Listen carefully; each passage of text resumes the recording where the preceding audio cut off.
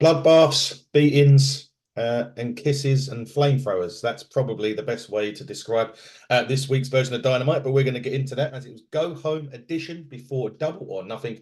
And you can see I have a person on to my left of me.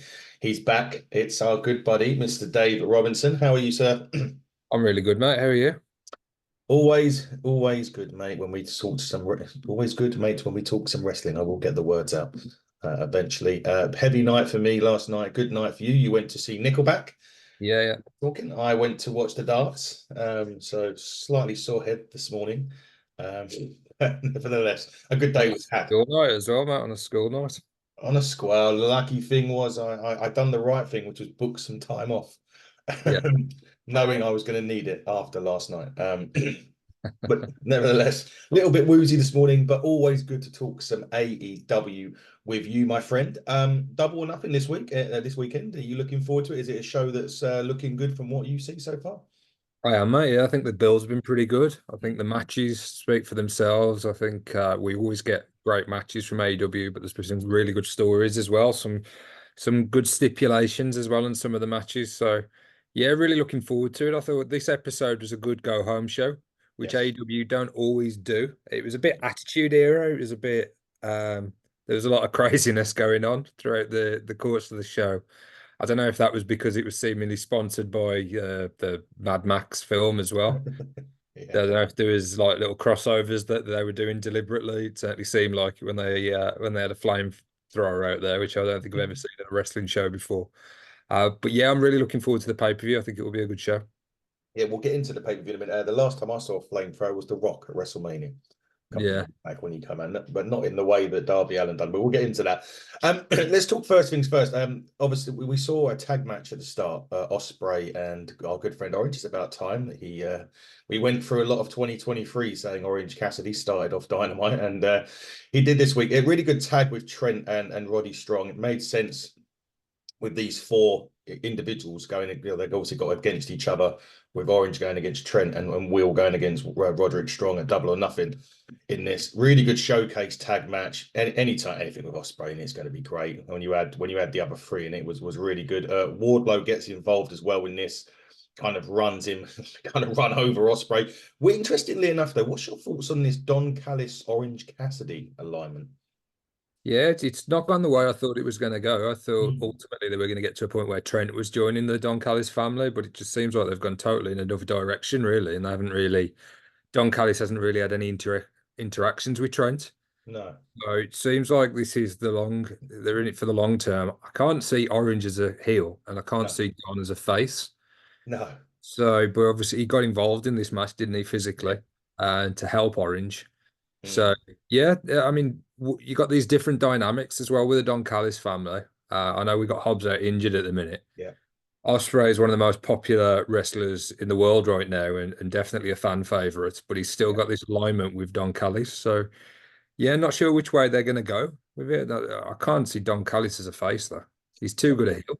No, I can't see that. I thought that perhaps obviously at the weekend when we get Orange and Trent in the singles, that perhaps Callis will turn then, maybe. And it was all along like a ruse to get. I don't know. It was one of those things. But obviously Osprey's a weird one. He's a great heel as well when he can be. There's no Yeah, doubt about that. But he's too popular at the moment to be anything more than a baby face that he is. Interestingly enough, though, it was the first time that Osprey's lost a match. Well, technically, anyway, he didn't get pinned, but no. it's his first defeat in terms of an AEW. But do you think at the weekend that Osprey will be holding gold come Sunday? I think so, yeah, which is bittersweet in a sense. I'm really enjoying Roderick Strong's work at the minute, Yeah, but I think Ospreay's ultimately going to win that title, and I think that's the right thing to do. But yeah, I hope that Roddy Strong kind of remains a feature week in, week out because his matches are incredible and his character work has been great as well. So yeah. although I don't think he'll be walking out with his title come the weekend, I think he's having a really good 2024. In terms of the other match, I am expecting Orange to beat Trent, but maybe you're right. Maybe Callis double crosses Orange. Trent gets that big win at a pay-per-view, which he hasn't had many of over his tenure in AEW. And then we can see a bit of a build for Trent, and maybe we see him as a more pivotal character on the show. But my prediction would be Orange and Osprey, particularly as they lost the tag match on Dynamite. Yeah, was you surprised that the Trent Orange match hasn't got a stipulation? Yeah, because they've already had a match, haven't they? So Hmm. you would think that the second match there would be something on the line or they built something into it, but I think it's going to be a straight. I'm not sure it's on the pre-show or whether it's on the main card. I'm not sure if they've announced the split for the pre-show yet. Not that I can see. They'll probably know in AEW there'll probably be at least another one match made on Collision, if Hmm. if not two. So it might be that we don't even know what the pre-show matches will be yet because they haven't been announced. Currently, there's 10 matches announced. Yeah. Currently. We'll get to them at the end and we'll have a quick run through. And I know you predicted Cassidy and Will for two. I will go for Will and Trent on those two individual ones. But quickly, you mentioned injuries. Obviously, two big ones. Chuck Taylor no longer wrestling by the sounds of it. Spoke to Gary Joe about that a week or so ago. Yeah. Big blow on that one. And also, Eddie Kingston broke his leg or some ACL or something like that in his leg out until 2025. Big blow for Eddie because he was like he was always running a crest of a wave. He's always like the go-to guy in AEW, and just a big blow for both really. Huge blow. It actually worked out storyline wise pretty well because he dropped all his titles as well, hadn't Yeah, he? All three of the titles. So in a bizarre way, if it was going to happen, yeah, um, I suppose he's had his reign with his three titles, and he's had that period of success. And now, although it's an enforced absence, he can kind of take stock and come back fresh as like basically like a new signing in football terms. yeah. And whether that means he'll be going after his titles again, or whether we'll see a different side to Eddie Kingston when he returns remains to be seen. But yeah, bad news, a big blow for AEW. But fortunately, with how it's played out, it has kind of worked in their favour in some respects in terms of the inclusion of Darby in the Anarchy in the Arena match. Yeah. So they've got so many guys there, so many talented wrestlers there. They've got people that can fill the big boots of Eddie Kingston, but nonetheless, it is a big blow for the company, and we wish him a speedy recovery. Yep, certainly do so. And obviously with Chuck working as producer now, so at least he's still doing something in wrestling. I didn't even know what injury he had, to be fair. Yeah. I didn't even know he was injured, let alone career ending. Uh, Yeah, I think it's been going on for a while, hasn't it? And then we saw more Trent and Orange teaming up and kind of Chuck playing cheerleader at yeah, times. But I don't know if that's more storyline or whether his career is legitimately over. But we've seen wrestlers come back from career-ending injuries over the years, and hopefully, once he's had the recovery and physio and everything else that he needs, that maybe one day we'll see Chuck Taylor back in the ring. maybe. Yeah, I think how they've done it at the moment, they've done it the right way. They've kind of announced that he can't wrestle anymore, but he's always left open for, Yeah. you know, hopefully that is the case and he can come back. Speaking of comebacks, Death Triangle comes back this week. Pac, Ray Phoenix, and Penta. They're going against the Bang Bang Gang at Double or Nothing for the titles. To be honest, like I've always loved Pac and the Death Triangle, but we never see enough of them. There's always something that happens that they'll be around for a month or so, and then you won't see him for ages. And it'd be good for these three to get back into it and get back into AEW more regularly. Yeah. We saw obviously, I think it was last year the series against Yeah, the Elite, Kenny and the Bucks, and had a great series of 7 matches. But you're right, and that's the problem with a trio, I suppose. One injury to anyone in that trio yeah, can really upset the rhythm, and all three, well, definitely Phoenix and Pac have suffered from a number of injuries over the past few years, so yeah. it has disrupted them as a team. Uh, I think I don't think they're going to win at the weekend. I think the titles aren't on the line at the minute, but they will be off the back of the match on Collision. I think there's a match between the Guns and the Lucha Brothers, All and right. and if the Lucha Brothers win, I think that the trios titles will be on the line at Double or Nothing. So I expect by the time we get to Double or Nothing, the belts will be on the line, and because they haven't had the belts, the unified titles too long, I Hmm. expect the Bang Bang Gang to pick up the win. But then it'll be interesting to see if we get a prolonged run as Death Triangle, or whether we get something different and we see maybe Pac and Fenix going at it, or Pac and Penta, whether there's a Hmm. backup in that team. I hope not. I think they're a really good trio. And like you say, if we can get them on TV together more consistently, we know that we're going to get some great matches, and if we get some great stories to go along with it, then brilliant. I think Pac is massively underrated at times in Yeah. the world of wrestling. He's somebody when AEW started, somebody that I would have really liked to have seen with the world title at some point. And I'm not saying that's not going to happen. Um, it may well, but he needs to avoid some injuries for a while and get a good run of matches under his belt. Certainly does. Has Collision been taped, do you know, or is it live? Not sure, mate. Not sure. I think it's live from what they announced on Dynamite. I'm sure they said live, but unusually, there didn't seem to be much announced for the card. Normally, you've got a rundown of matches. I think FTR and Danielson are going to be teaming up against Jarrett, Jay Lethal, and Satnam, I think. Yeah. I think that's been announced. And as I say, you got the Guns against the Lucha Bros. But yeah, they didn't make as big a deal out of it. I think it's in the same arena that Double or Nothing's in. Okay. The only So reason I ask that is because I'm obviously I'm on Wikipedia whilst we do this, running through the card, and it does say that the trios championships are on the line on that. yeah, So I didn't know I, if it had been taped and then I'm spoiling it, but I don't think we have. no, no, I don't think so. I think that's just a prediction from me. I Yeah. think we've got one eliminator match at the pay-per-view, which is an interesting one with the titles not on the line at the minute, and Yeah. we'll talk about that later. And I think that's a good thing to do because it does make it a little less predictable. Yeah. But I would assume the trios titles will be on the line, particularly as I've set up a match to kind of determine that. So, but we'll see. Might be totally wrong. We'll see. Yeah, we'll get on to that on Sunday for sure. Well, we'll find out Sunday for sure, and obviously Collision being tomorrow, will give us a bit more of an insight. Speaking of titles, FTW title, there was a triple threat between Brian Keith, Hook, and Shibata, which ended up in a double tap out. Interestingly enough, and the Learning Tree man himself, Chris Jericho, decided, well, why not put the title up against both Shibata and Hook? And that's the where they're going with it on Sunday. Do you see Jericho losing the title Sunday? And are you still sold on the Learning Tree of Jericho? I'm enjoying it. I've got to say, and I've tried to avoid a bit of social media lately because I know that we've give Jericho some criticism over the years, and rightfully so.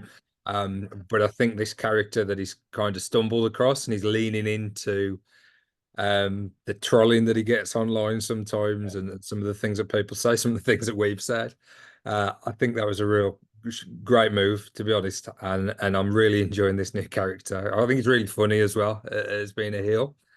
Um, I think Big Bill did pretty good as well. I think I've always enjoyed Big Bill, and I've always found him quite funny. And I think his addition to that little faction, if you like, or duo. We're not sure what's happening with Ricky Starks, and I did like No. Big Bill with Ricky, but I think with that uncertainty, with Ricky not being on our screens, at least we are getting Big Bill in this new version of himself, sat under the redwood, or sat under the learning tree of Jericho. I don't expect Jericho to lose the title. I think there's longer to go with this story. I think Hook and Shibata as well will ultimately have a match of their own.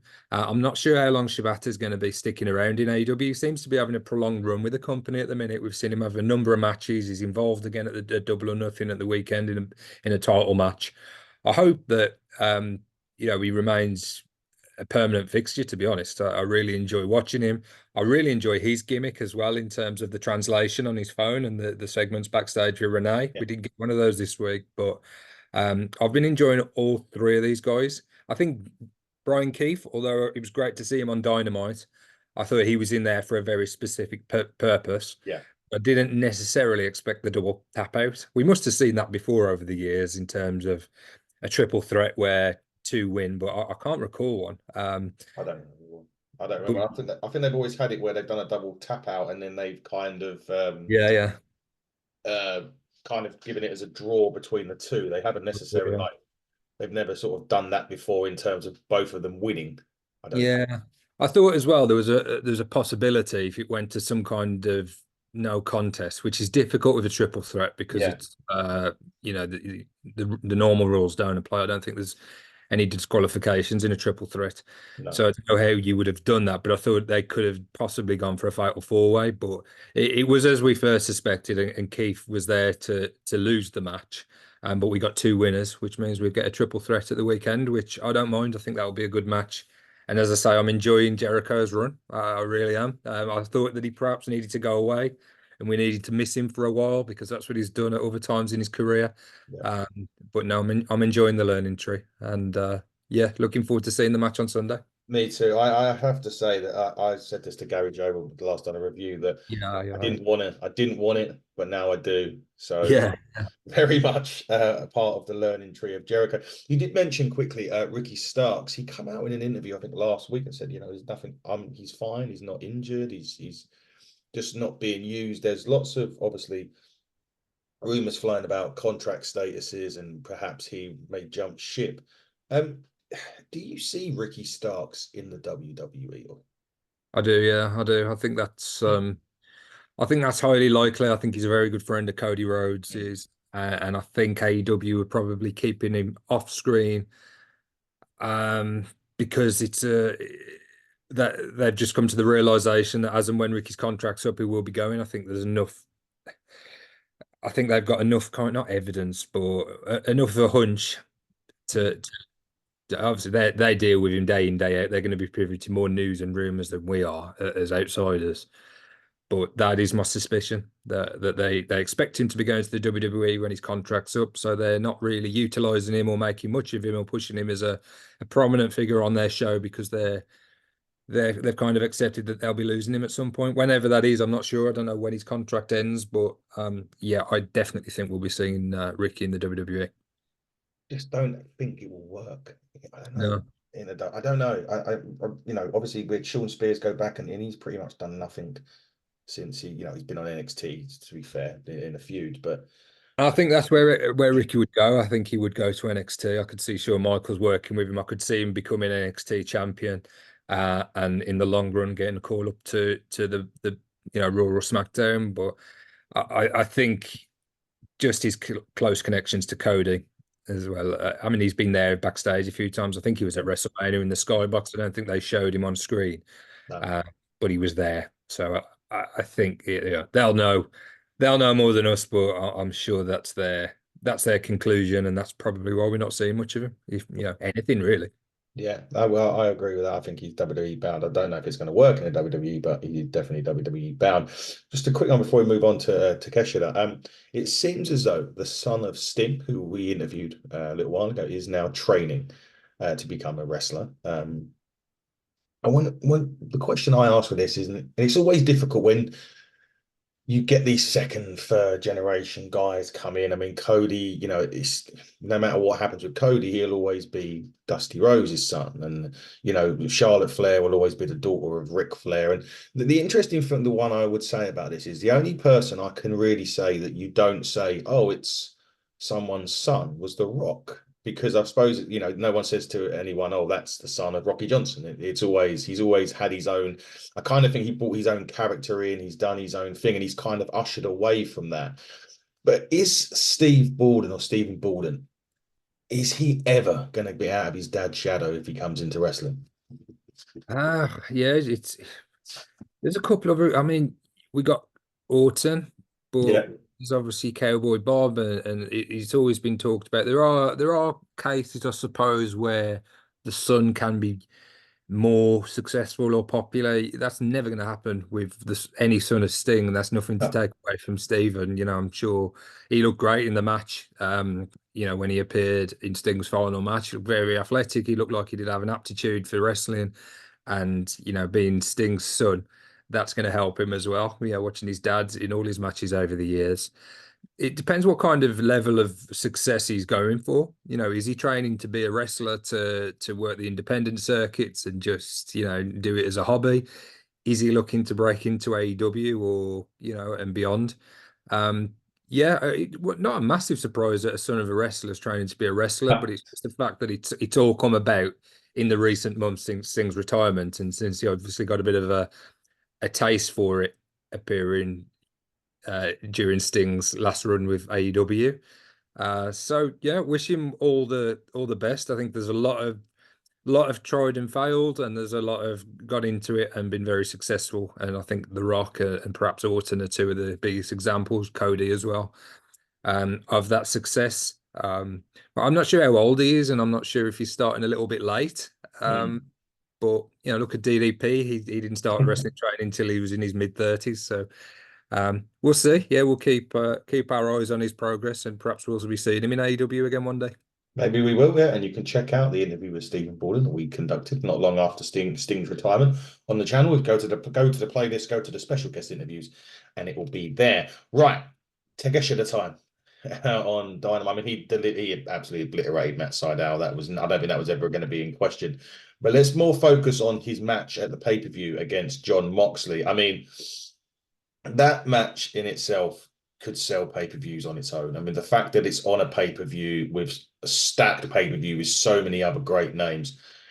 Do you think, though, that Takeshita beats Moxley on Sunday and then has an opportunity to become the IWGP champion? Well, yeah, that's the interesting little thing in terms of it's not for the title at the minute, it's an No. eliminator. And they also, Excalibur said on commentary that he'll be getting a shot if he were to win, regardless of whether Moxley retains the title in the future, that Takeshita would get a shot at the champion at some point, should he beat Moxley at the weekend. So I like that because I think if we were going into this match and it was just for the IWGP World Championship, I think we'd both be strongly predicting Moxley. The Yeah. fact and he recently won the title, and that's not always a formula for retaining. We're going to get to the Willow and Mercedes match because that's a similar situation in terms of a relatively new champion. Yeah. But I think by having it as an eliminator, it does open up a bigger possibility that Takeshita is going to pick up the win. And he's my prediction. I do think he's going to pick up the win. He seemed to debut a new finish, or one that I don't recall him using against Matt Sydal. It was kind of a bull hammer, an elbow to Yeah. Sydal on his knees. So maybe they brought that in because that could tie into the finish at the weekend. But yeah, I'm expecting Takeshita to win. I think it's going to be a strong contender for match of the night. I think there's a few matches that I'm really looking forward to.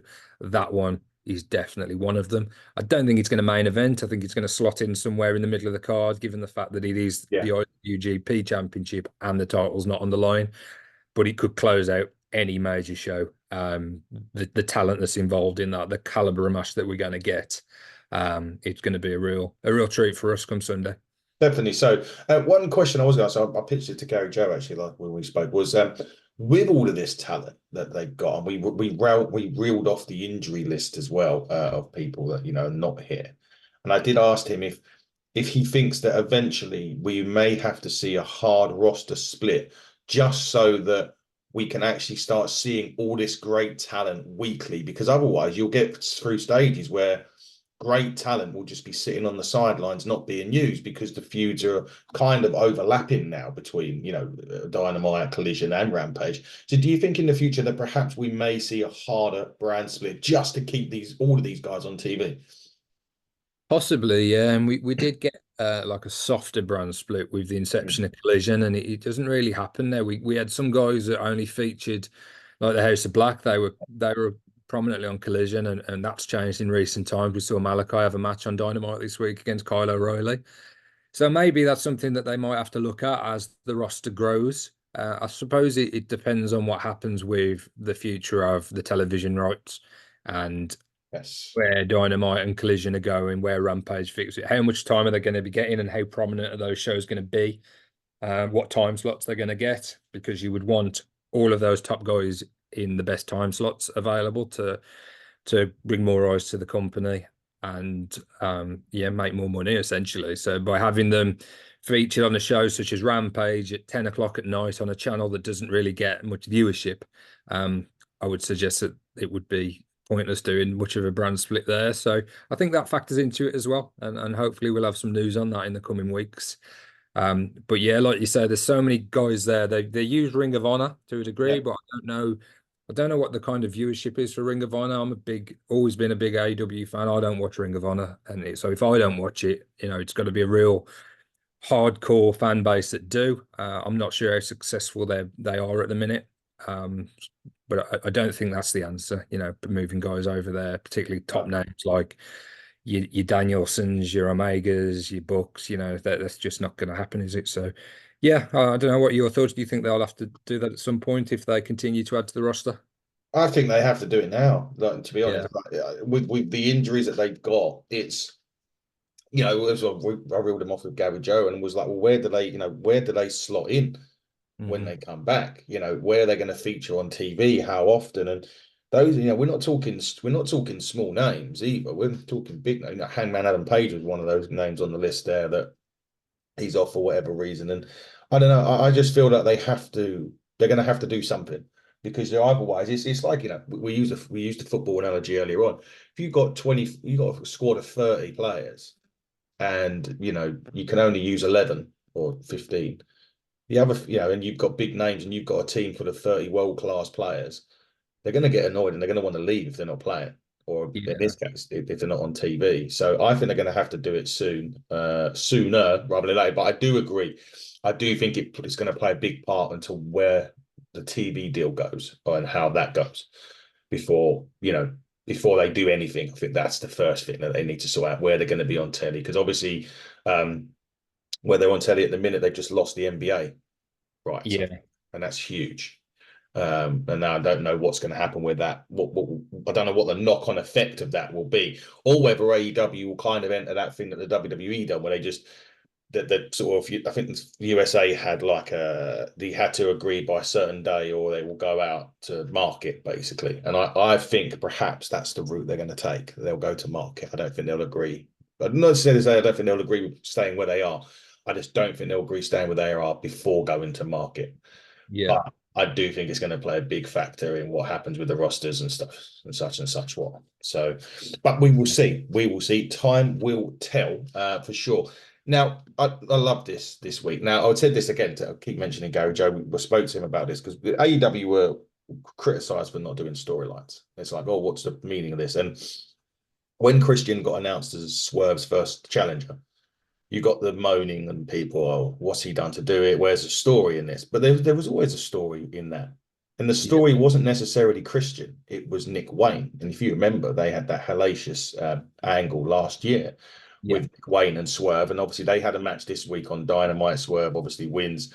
And then there was like crazy bit with Christian and Cars and Prince Nana coming back and all of this sort of stuff, which was fantastic. And he's drinking coffee in his car as Christian was trying to get out of it. But Christian and Swerve for me is going to be, I reckon, one of the most underrated matches in Double or Nothing because yeah, I think it's going to be a lot better than what people think. I don't think that Swerve's going to lose the title. I'm fully convinced that, but I don't think it's going to main event the show either. But at the same time, I think it's going to be better than a lot of people will think. But it does also prove that AEW does do storylines. Absolutely. Yeah. And we've seen over the past few weeks Christian taking one thing at a time. He took his blood, he took a Yeah, dreadlock, he took his faction, yeah, and now he wants to take his championship. I think reintroducing Nano was great. I enjoyed that. I did think when I know he's been missing for a few weeks, but when Swerve came out and he wasn't there with him again this week, I yeah, thought, it can't be long before we see him back. He's such a popular character in his own right. I really enjoyed what they did because we saw Christian run before and jump in the car. I think in his feud with Copeland, he did exactly the same yeah. and he took off. So he got previous, but they'd got that scouted, and Prince Nana made the intervention, and yeah, it really just finished off the story well and set up the match nicely. And I'm looking forward to it. Like you say, I think it'll be an excellent, excellent wrestling match. But I've been captivated by the story and I've enjoyed it every step of the way. Like you say, I don't expect Christian to take the title. I think Swerve will retain it, and as he should do. But I think this is a great matchup for the company. A great match for Double or Nothing. If I was going to the show, even watching it at home as we are, I'm looking forward to it. And if I was going, I'd really be, looking forward to it too. So I don't understand any kind of criticism. I think Christian's proved time and time again just how underrated he has been over the years at times, such a phenomenal wrestling brain. The matches that you know that he puts together are just exemplary. Really, really good. And I'm sure Swerve's going to enjoy working with him as well on the grand stage at Double or Nothing. So, yeah, I think it'll be a great match. Ultimately, one that Swerve will win, but one I'm definitely looking forward to. Yeah, definitely. So I'm looking forward to it. I think it's going to. I think it's going to be very an underrated match. That is going to be Yeah, better than what a lot of people think. That's yeah, my feeling. There was a really good match actually on Dynamite this week between Malachi Black and Kyle O'Reilly. They were two great competitors, great sort of mixed martial arts, and that's basically what this match was for yeah, the most of it. If you like that sort of thing, two legit sort of martial artists putting on really a great striking and grappling clinic. I absolutely loved watching it. Malachi gets a little bit of a brood as he got a bloodbath at the end of this, going into what's going to be a crazy match, double or nothing, the barbed wire cage match with Copeland. Never, obviously, Copeland has never worked Malachi Black before, so that's going to be another interesting thing. He's liking working with guys he hasn't worked before. I think he even mentioned he never worked Samoa Joe before, yeah. and that crazy when you think of it. Um, what did you make of that match on Dynamite, and also who comes out on top at the weekend? When Malachi Black doesn't wrestle singles matches apparently. If you Yeah, well, the great thing about that match with Kyle O'Reilly, it was just a straight up match between two really, really good wrestlers, martial artists, top performers. The transitions, the submissions were great. There was no outside interference. I love the finish as well, the little feint of the front kick, and yeah, then Malachi hitting the end on Kyle. Kyle's been featured. He hasn't just been thrown in there. He's featured in this story as well. He's yeah, kind of been at Copeland's side. He's had his own match for the TNT title as well. So he's featured as part of this story. He's been embroiled in it. So I thought Malachi picking up the win prior to the pay-per-view was absolutely the right thing to do. And yeah, I think the match at the weekend in a barbed wire cage, uh, it's gonna like I talked about before. There's a few stipulations, and a barbed wire cage isn't something that we tend to see. Um, so it'll be interesting to see what they come up with. Um, Copeland tipped his cap to an older version of himself, the Brood version, as you say, yeah, uh, like the darker side of him, perhaps. We did see that in his last WWE run as well. Um, that's what Malachi and the House of Black wanted, and he kind of said, "Careful for what you wish for." yeah. And yeah, he got a soak in, so we haven't seen that in AEW before. Again, part of like a show that was a kind of a tribute to a previous era of wrestling for me. Just some of the things that were going on, but it made for a really entertaining couple of hours of wrestling and entertainment. And like you say, I'm sure we're going to get a great match, a first time match, and a great singles match, a double or nothing between these two. Yeah, definitely. So, question for you: Do we see Gangrel? Possibly, possibly. We've seen him in AEW before. Hmm. Uh, the only thing is, um, I suppose there's been this hankering for a Brood reunion, and we've just finished with a Copeland and Christian story, and I can't see how they would integrate all three of them into the Malachi Copeland match. So maybe down the line we see Gangrel. Maybe we see him this Sunday. I think it's hugely popular with fans. I think from what Copeland said in a recent interview, that people didn't want in WWE didn't want Gangrel involved because they didn't think people would remember him. But I just don't think I think they got that very, very wrong. I think there's a great nostalgic, you know, a big element of the fan base that were huge Brood and Gangrel fans, and they would have loved to have seen him part of in Copeland or Edge's last run in WWE. So yeah, maybe we do see him at the weekend. Given the presence of the blood on Dynamite, it would be the perfect way to set that up. It would be. I hope so. I like to think we would. I think it'd be great to see Gangrel. Yeah. Yeah, and yeah, if WWE really thought no one would remember Gangrel, then That was what Copeland said. Apparently, yeah, that was he the reason did. why they weren't keen on bringing him in. But Yeah, I mean, because you've got what I was saying about the Christian stuff, you've got the House of Black, you've got that trio, and I mm, think at some point we are going to get Copeland and Christian reunite as a tag team. Um, I don't think that's going to be anytime soon. no, When we do, are we going to get them? Is there a possibility that they're a tag team and then they need a third man for a match against someone that likes the House of Black, and then Gangrel gets his moment, Then we get that big Brood reunion, that big Brood entrance, and hopefully the Brood theme music. I'm not sure who owns the rights to that, but yeah, that's. I'm thinking perhaps we could see Gangrel at some point in that capacity. We might not see him at all, but we can continue to dream and fantasy book on this podcast as we like to do. But yeah, it wouldn't surprise me at all if we did see at some point at the weekend. Now Kyle O'Reilly's been kind of put out by Malachi. Copeland might need some assistance at the weekend if Brody King and Buddy Matthews get involved. Yeah, could do. They could do. Could well do need a bit of Gangrel. Hopefully, we do. One of the women's was next. We had Tony Storm and Mariah May up against Soraya and Hardy Cameron. There was a bit of kissing involved in this match as well. But the more important thing about this match was what happened after, where Serena Deeb comes in and just obliterates and really hits Tony Storm with a high heel to the face. And really, she set up a Boston Crab while sitting on a chair, which I thought was fantastic. That match, again, we talked about these sorts of matches. I mean, I don't see Serena Deeb winning on Sunday at all. I think Tony Storm retains that title. But Right. what they've done so well on this is like, Serena Deeb is such a great, great wrestler and a great competitor. And again, we look at the card, and I just said a minute ago about underrated matches. That one is going to be just another superb match, and I think we'll go under the radar again. Yeah. I think my only concern with this one, or the build to this, was that Tony's so popular with the audience, and I think initially they were trying to build Deeb as this face and Tony as the heel, which Yeah. they've kind of switched that dynamic now, and Serena, using the chair and forcing the tap out, kind of leaned into a more the heelish side of Serena. So they've kind of flipped it now, but it's a little bit late in the story to do that. So I think that's affected the build up a little bit. In saying that, totally agree with yourself. I think it's going to be a superb match at the weekend for the women's title. I think Tony will retain.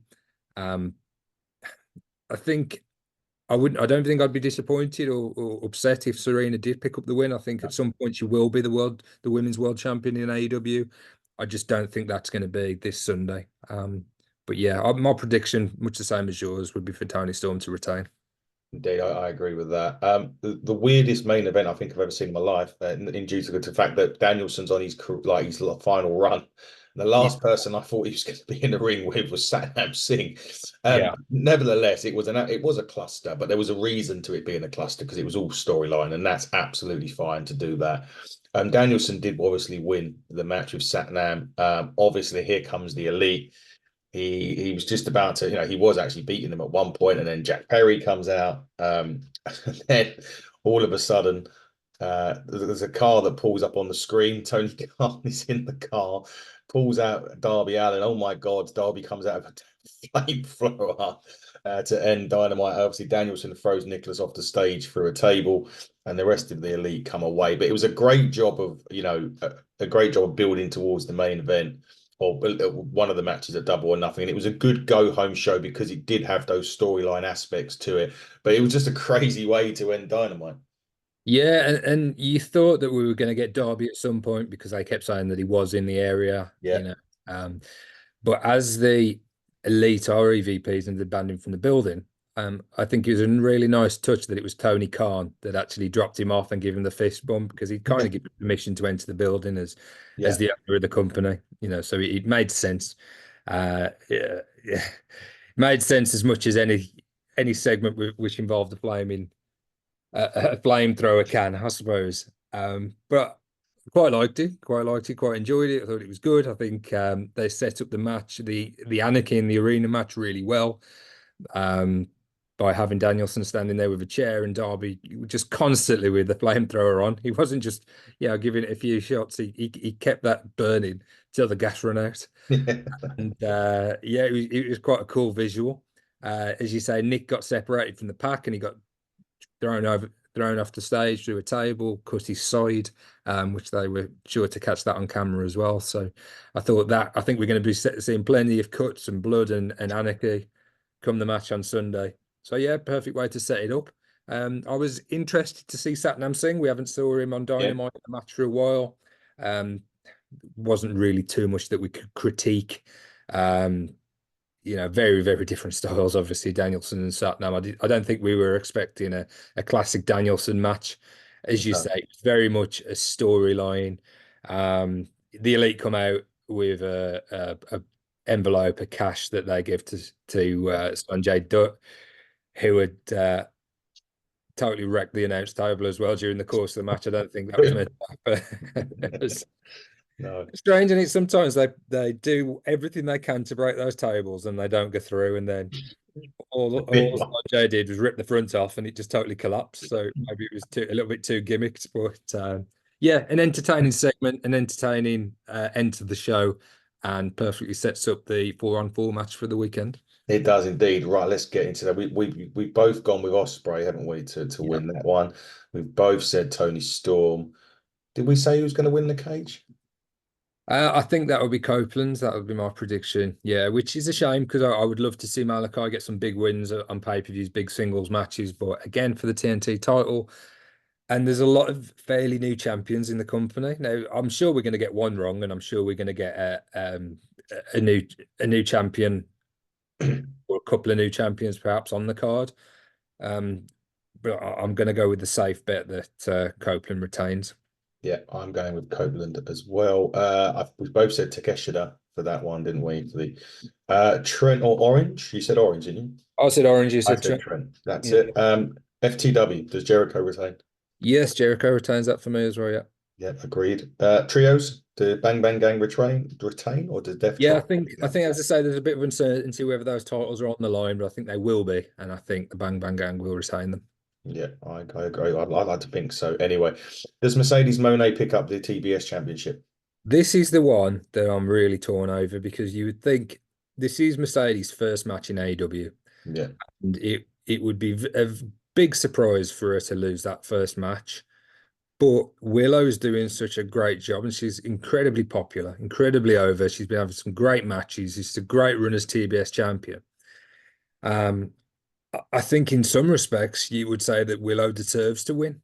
yeah, Uh, but if this is part of a longer story, which will lead to Willow regaining that title at some point after overcoming the odds and after a longer story with Mercedes, which I think there's plenty of material for them to work with there. We've got Chris Statlander in the background as well, and we're uncertain where her alliance is. Um, we saw someone get taken out, didn't we? Was it Mercedes that got taken out backstage yeah. I think so. a while ago? So we've never really had that explained. So it could be that Statlander turns on Willow and Mercedes walks out as champion. I think I'll go Mercedes. I think I'll go Mercedes. But as I say, I would really like Willow to win. So they've done a brilliant job in setting this match up. Yeah, So I'll be really disappointed for Willow to lose the title, but I think Mercedes will ultimately walk out the new TBS champion. I do. I agree with that. I think Mercedes will win. I'm going for the Elite over the Team AEW in the Anarchy and Arena match. Me too. I think we'll get another match at some point for control of the company. Yeah, And I think that will be the one that Team AEW wins. But I think in terms of this match, Anarchy in the Arena, I think Okada will be picking up maybe Jack Perry, but I think Okada will pick up the win, perhaps over Danielson. interesting because obviously Forbidden Door is not long. Yeah. We'll get into that in a minute. And then finally, I think we both said that Swerve would go over Christian. I think that's Yeah. near the setup. I mean, there's no other at time of recording on a Friday morning. That was the 10 matches. As as you pointed out earlier on, there's bound to be a couple more added probably for the pre-show because AEW likes to do a couple of matches to set the stage. So that is what it is for now. But Dave, it's been lovely having you back on for AEW. Thanks for taking some of your time this morning to come and have some chats from AEW. It's the first of 3 podcasts today, guys. TNA will be coming on shortly, and I will be going live later on because SmackDown is on a lovely time of 6 p.m. over here. So I will be going live to straight after SmackDown to break down the King of the Ring, well, the SmackDown final side of the King of the Ring and the Queen of the Ring, which has actually been very well done by WWE. And I found out that now the winners of the King of the Ring will get a title shot at SummerSlam, which is Yeah. going to be interesting. Now, one quick question. I know this is WWE related, Dave. It come out yesterday in 2026 or 20, I think it's 2026. SummerSlam's going to be coming 2 days. Okay. What are your thoughts on another 2-day pay-per-view? Well, I think WrestleMania has been massively successful for them, having it over 2 nights. And it's not just the event itself, it's taking over a city or a town center, or having all that merch, having all those signings, having all the fan interaction, making it more as a weekend event. I think you'll get people from all over the world that go to the likes of SummerSlam, the Royal Rumble, um, to a lesser extent Survivor Series, but those are historically the big four pay-per-views. So, little bit of a surprise, I suppose, but I think at the same time, if from a business point of view, not many companies do it better than the WWE, and capitalize on some of the things they do in terms of the merch and generating buzz, generating money. They can build two pretty strong cards. We see that their formula these days under Triple H is kind of less matches, so Yeah. you kind of have some longer matches, spread them out over 2 nights. Yeah, I don't mind it. I think yeah, that's obviously a step in the same direction as what they've done as WrestleMania, which has been really successful for them. So yeah. We'll see what happens. But for now, Dave, again, thank you so much for coming on and being our illustrious co-host that you are. We will see you again when we do some more. God, bloody hell, got Progress Wrestling this weekend as well. We got 2 pay-per-views.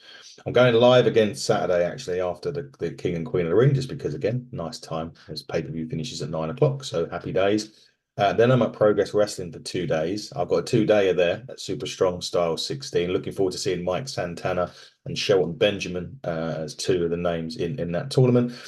And we've got a review Double or Nothing, and I've got to do the King of the Ring stuff. So there's plenty of content on this channel coming literally today and tomorrow, and no, it won't be any on Sunday, but just keep it locked on all social platforms at HTT Buckle and Hitting the Turnbuckle podcast for all of our other stuff that we put out on the channel. And of course, Buckle Up 2 coming July. The last row has now been put out. Once that is done, it's done. There'll be no more tickets on to be sold.